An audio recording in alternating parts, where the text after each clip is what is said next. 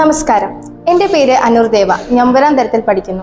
ഞാനിന്നിവിടെ അവതരിപ്പിക്കാൻ പോകുന്നത് ഉറൂബിന്റെ മിണ്ടാപ്പെണ്ണ് എന്ന നോവലിന്റെ പുസ്തക അവലോകനമാണ്.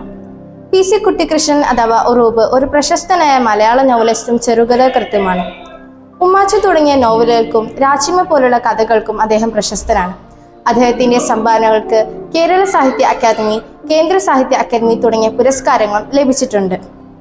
ഉറൂബിന്റെ ശ്രദ്ധേയമായ ചെറുകഥാ സമാഹാരമാണ് മിണ്ടാപ്പെണ്ണ്. ഇതിലെ കഥകൾ സ്വപ്നങ്ങളും വേദനകളും ഉള്ളിലൊതുക്കി ജീവിക്കുന്ന നാട്ടിൻപുറങ്ങളിലെ സ്ത്രീകളുടെ ലോകത്തെ അനാവരണം ചെയ്യുന്നു. ഉറൂബിന്റെ മിണ്ടാപ്പെണ്ണ് എന്ന നോവൽ കുഞ്ഞുലക്ഷ്മി എന്ന യുവതിയുടെ കഥയാണ് പറയുന്നത്. അമ്മയുടെ മരണശേഷം അമ്മാവനായ കുഞ്ഞിക്കേളി മേനോന്റെ തറവാട്ടിൽ താമസിക്കാൻ എത്തുന്നു.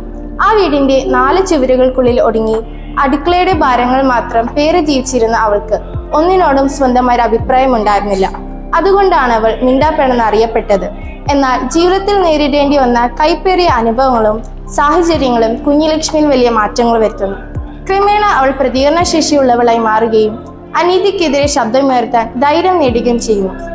നിങ്ങളും ഇദ്ദേഹത്തിന്റെ പുസ്തകങ്ങളും മറ്റു നോവലുകളും വായിക്കാൻ ശ്രമിക്കുക എന്ന് പറഞ്ഞുകൊണ്ട് ഞാൻ എൻ്റെ വാക്കുകൾ ഉപസംഹരിക്കുന്നു. നന്ദി.